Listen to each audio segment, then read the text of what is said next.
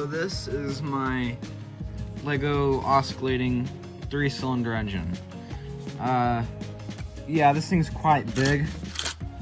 I mean, of course not as big as the clutch, engine, and transmission, but it's still pretty big. It doesn't go as slow as it did in the video. There's probably some loose stuff, probably a lack of airflow.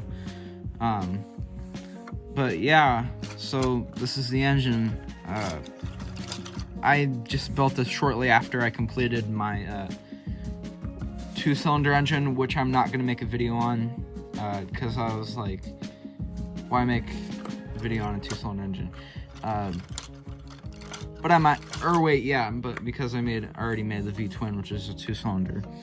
But yeah, so as you can tell, firing order is opposed by 90 degrees. So this piston on the very left will go first, and then this second piston and the third piston. So you can tell it's kind of like a wave motion. And then it has this flywheel.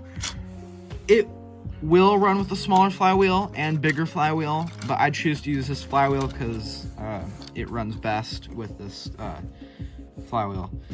So yeah, you can see where the intake is. You can see the intake is right there, and then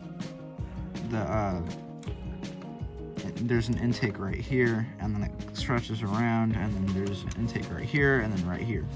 But yeah, so besides the engine, you can tell that I have a tripod. Let's see if I can. Yeah, thanks, Mom and Dad. Yeah, this thing is holding up pretty well.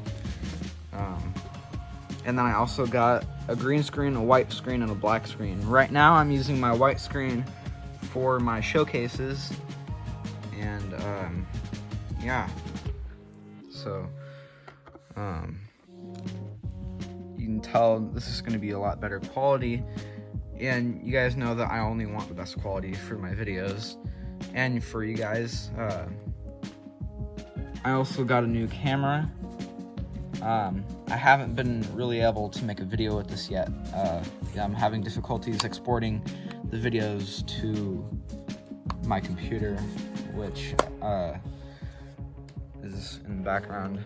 But yeah, yeah, I got a new mic, I got a new camera, I got a new microphone, and I got a new tripod. So yeah, expect better quality videos. But yeah, I guess that's pretty much it. If you guys want me to go into a little more detail, or if you have any questions, let me know in the comments, and I'll make a video going more in depth about this engine. So yeah, I'll see you guys in the next video.